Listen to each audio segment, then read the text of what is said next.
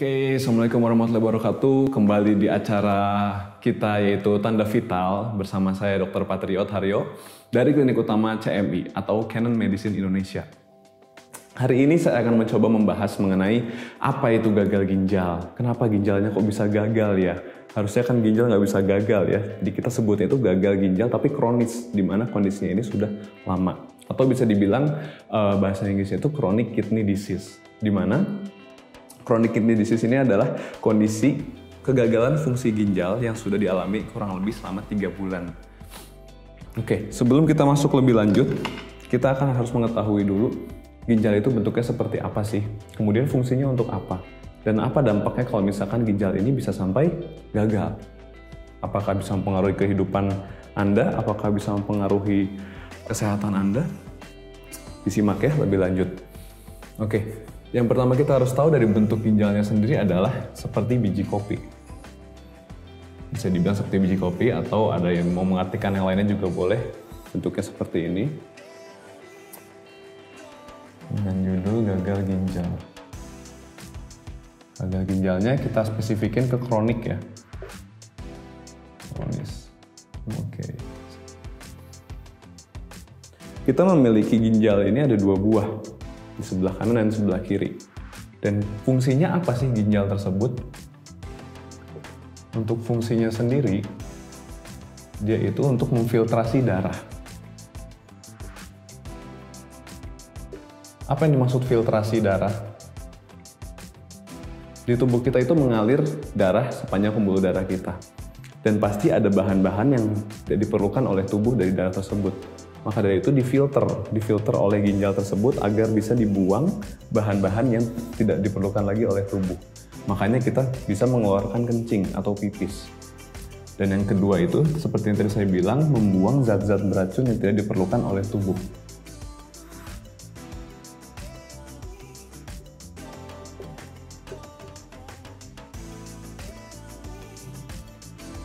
Untuk membuang zat-zat beracun ini, kita membutuhkan organ yang namanya ginjal. Karena kalau misalkan zat-zat tersebut tidak dibuang, difilter, maka dia akan berbahaya untuk tubuh kita. Maka dari itu, ginjal tersebut sudah difungsikan dengan secara khusus untuk membuang zat-zat yang beracun tersebut. Nanti kita bahas bagaimana kalau misalkan ginjalnya gagal untuk berfungsi, dan zat beracunnya malah kembali ke dalam tubuh, nanti kita coba bahas lebih lanjut. Oke, kemudian yang ketiga, menyeimbangkan elektrolit.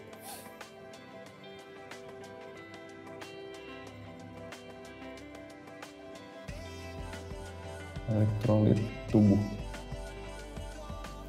Tubuh kita diketahui memiliki banyak sekali macam elektrolit, baik itu kalsium, natrium, magnesium, kalium, dan lain sebagainya. Kemudian kok bisa sih semua jenis elektrolit ini bisa seimbang di dalam tubuh kita? Karena memang ada yang menyeimbangkan, yaitu ginjal tersebut. Dia akan membuang kelebihan elektrolit yang ada dalam tubuh kita, dan dia akan menyerap kembali elektrolit yang dibutuhkan oleh tubuh kita. Jadi tidak semata-mata semua elektrolit yang ada dalam tubuh kita itu dibuang. Pasti diseimbangkan supaya bisa membuat tubuh kita lebih nyaman dan sehat.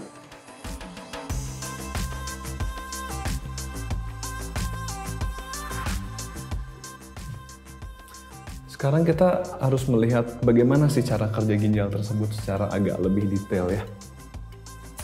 Dari bentuk yang simpel seperti ini, jika kita zoom,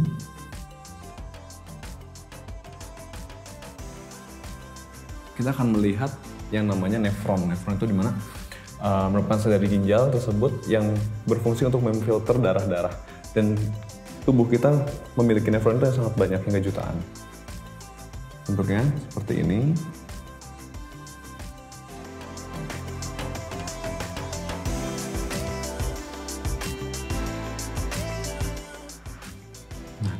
Dari bentuk nefron tersebut, di sini kita akan menemukan adanya kapiler dari darah. Kapiler dari darah itu apa? Jadi pertemuan antara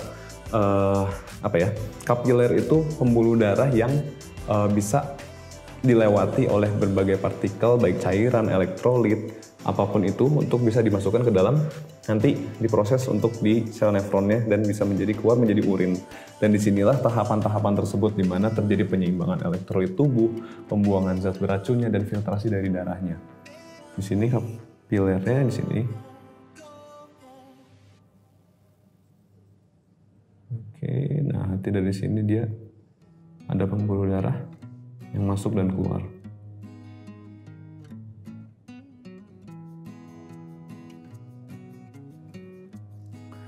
Satu bagian ini kita sebut nefron. Nah, lalu GFR tuh di mana sih? Kita spesifikkan lagi tempatnya, yaitu di sini.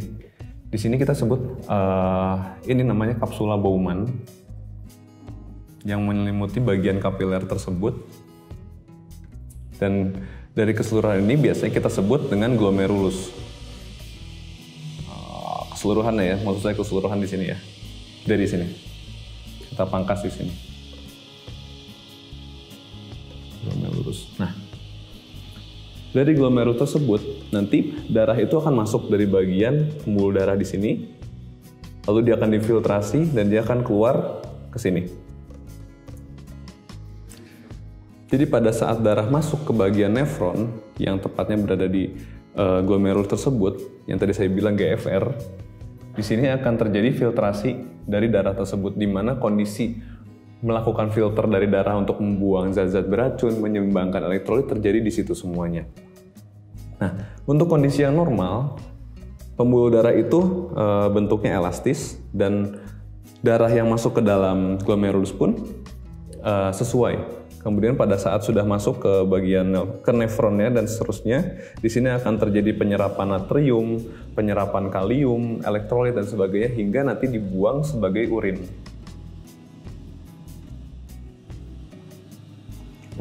Nah, di sini pun terjadi pembuangan uremia, di mana uremia ini sudah diproduksi oleh tubuh dan seharusnya dibuang. Nah, kemudian jika terjadi gagal ginjal, yaitu yang tadi saya bilang bahwa GFR-nya ada penurunan, fungsinya menurun,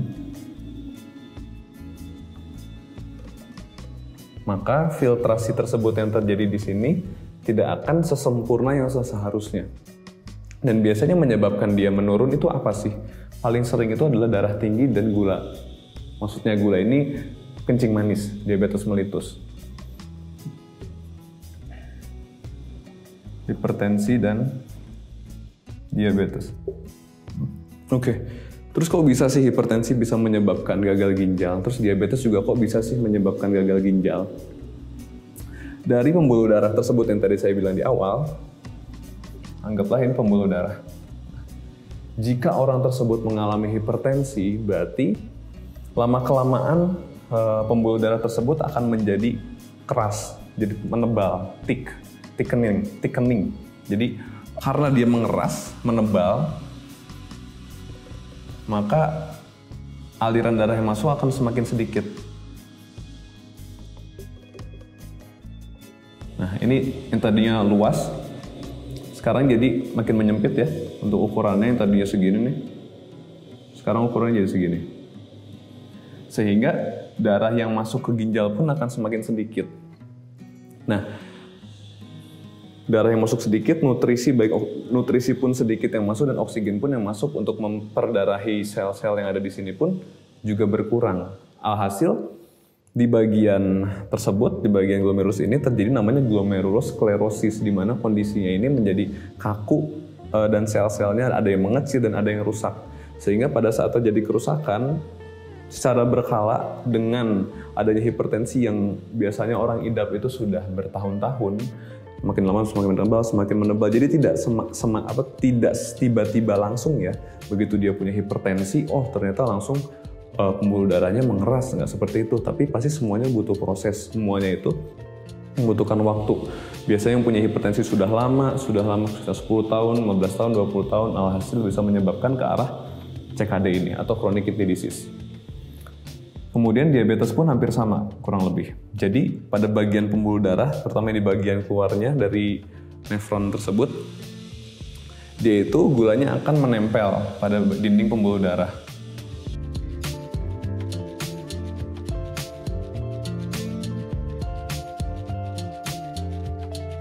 Sehingga nama prosesnya disebut non-enzymatic glycation karena tidak melibatkan enzim apapun.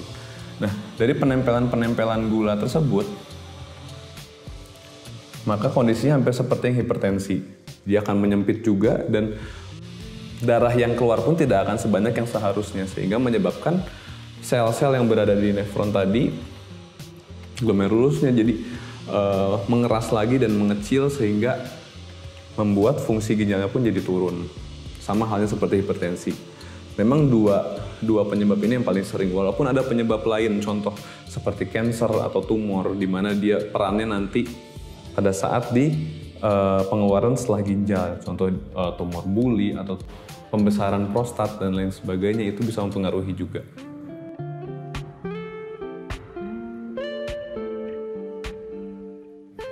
Lalu kita sekarang masuk ke komplikasi yang diakibatkan oleh chronic kidney disease atau CKD atau gagal ginjal kronis.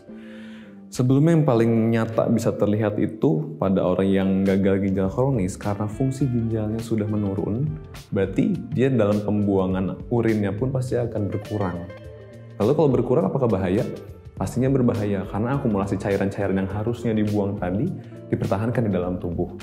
Dan dipertahankannya pun bukan secara sengaja, namun karena tadi fungsi-fungsi dari nefron yang sudah banyak yang rusak dan hampir GFR-nya tadi kita lihat dari klasifikasi pun biasanya sudah menurun kurang dari 15 atau bahkan yang kurang dari 30 pun suka ada yang emang udah susah buat pipis atau sedikit-sedikit. Untuk komplikasi yang paling sering terjadi itu adalah yang pertama bisa kita sebut hipokalsemia. Apa itu hipokalsemia? Hipokalsemia ini dari katanya hipo, itu berarti ada pengurangan atau penurunan kalse ini ada kalsium dimaksudkan, dan mia ini ada dalam darah. Jadi distribusi kalsium yang ada dalam darah ini semakin menurun. Kenapa bisa menurun? Karena ginjal ini dia mengeluarkan zat yang bisa untuk mengaktifkan dari saluran pencernaan dalam meningkatkan absorpsi atau penyerapan dari kalsium yang kita makan. Lalu yang kedua pun, ginjal tersebut mengeluarkan zat tersebut untuk membantu tulang menyerap kalsium yang dikonsumsi oleh tubuh dari luar. Nah sekarang logikanya, kalau misalkan pabrik yang membuat zat tersebut sudah tidak berfungsi lagi, berarti bisa dipastikan kalsium yang masuk ke dalam tubuh pun menjadi berkurang. Dan contoh yang paling sering dari hipokalsemi karena tingkat absorpsi pada tulangnya menurun, orang tersebut akan namanya osteodystrofi. Osteodystrofi ini biasanya gejalanya itu seperti sakit pada bagian tulang-tulangnya, pegel, susah berjalan, dan biasanya mereka pun untuk bangun juga sulit karena hampir seluruh tulang yang ada dalam tubuhnya pun kekurangan kalsium, tidak ada tenaganya. Itu yang pertama. Kemudian yang kedua, anemia. Kenapa sih bisa anemia? Yang harus kita ketahui, anemia itu adalah penurunan hemoglobin yang ada dalam darah. Dia akan terlihat pucat, dia akan terlihat lemas. Biasanya kalau kita lihat bagian kelopak mata bagian dalam di bawahnya itu akan putih. Maksudnya putih itu kayak pucat gitu. Nah kok bisa sih dia sampai anemia? Karena pada ginjal tersebut, jika dia sudah ada penurunan fungsi, seharusnya dia itu bisa mengeluarkan namanya eritropoietin, di mana eritropoietin ini menurun karena kan tadi fungsi ginjalnya sudah menurun ya. Nah, eritropoietin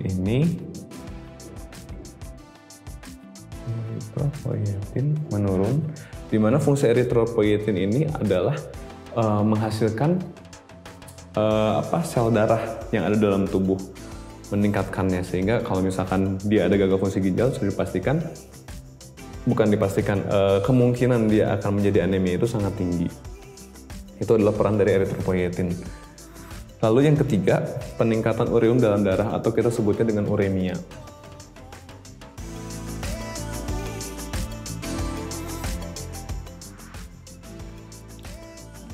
Pada yang seharusnya ureum yang ada di dalam tubuh kita ini dikeluarkan bersamaan dengan urin. Namun tadi seperti penjelasan saya sebelumnya, karena ada penurunan, balik lagi ke penurunan fungsi ginjalnya, sel-selnya sudah banyak yang rusak, akhirnya ureum ini yang tadinya harus keluar, dia malah balik lagi ke dalam tubuh, beredar lagi dalam darah. Lalu bahaya nggak sih kalau misalkan uremia ini terjadi? Ya bisa dibilang bahaya, karena efeknya bisa macam-macam. Yang pertama, orang ini akan menjadi mudah infeksi. Yang kedua, paling sering itu terjadi perikarditis atau ada infeksi dan peradangan di bagian perikardium dari pasien atau di bagian jantungnya kita bisa sebut. Lalu satu lagi biasanya terjadi encefalitis. Itu kondisi radang pada kepala. Lalu dari uremia tersebut selain terjadi infeksi, perikarditis dan encefalitis atau radang pada otak tadi, bisa juga terjadi perdarahan atau bleeding. Di mana kondisi tersebut di bagian pembuluh darahnya platelet atau trombosit atau kita sebutnya platelet sebagai faktor pembekuan darah itu tidak bekerja dengan baik karena banyaknya ureum yang ada dalam darah. Lalu bisa terjadi juga ketidakseimbangan elektrolit. Yang dimaksud di sini paling sering adalah hiperkalemi atau meningkatnya kalium dalam darah. Dari kondisi hiperkalemi ini paling sering menyebabkan pasien tersebut ada kegagalan dalam jantungnya. Yang dimaksud gagalnya apa? Namanya aritmia, yaitu pompa jantung atau irama dari jantung yang memompa tersebut menjadi tidak beraturan karena adanya peningkatan kalium yang tinggi dalam darah tersebut. Dari aritmia ini efeknya pun cukup berbahaya karena bisa memberikan efek ke pasien itu serangan jantung ataupun serangan jantungnya yang berdasarkan ritme ya, dan itu bisa berpotensi untuk menyebabkan kematian yang mendadak biasanya. Lalu yang terakhir ini penumpukan cairan. Penumpukan cairan itu disebabkan tadi karena cairan-cairan yang seharusnya dikeluarkan dari dalam tubuh menumpuk dalam tubuh sehingga dia menumpuk di bagian paling sering itu adalah di perut atau kita sebut namanya asites. Dan satu lagi di bagian tungkai atau edema namanya. Jadi kita bisa mendapat kesimpulan bahwa gagal ginjal kronis ini sangat berbahaya untuk keadaan tubuh Anda.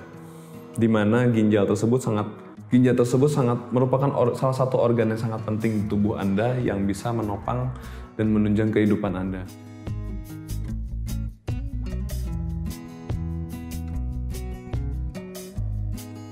Ginjal kita ada 2, namun walaupun hilang satu-satunya masih berfungsi, itu tidak lebih baik daripada kita mempunyai ginjal sebanyak 2 buah seperti seharusnya dan memiliki fungsi yang normal.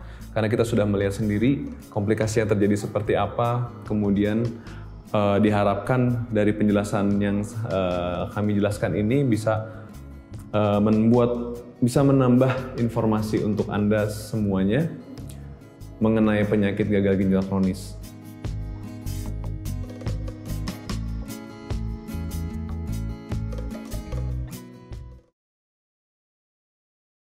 Oke, sekian penjelasan dari saya mengenai gagal ginjal kronis yang tadi sudah kita jelaskan. Semoga informasi ini bermanfaat untuk Anda dan bisa menjadi sumber informasi yang baru untuk Anda. Jangan lupa jika Anda memiliki pertanyaan, Anda bisa menuliskannya di komentar di bawah. Dan jangan lupa subscribe dan mengikuti channel dari YouTube kita. Saya Dr. Patriot Haryo. Sekian dari saya. Wassalamualaikum warahmatullahi wabarakatuh. Sampai ketemu di video selanjutnya.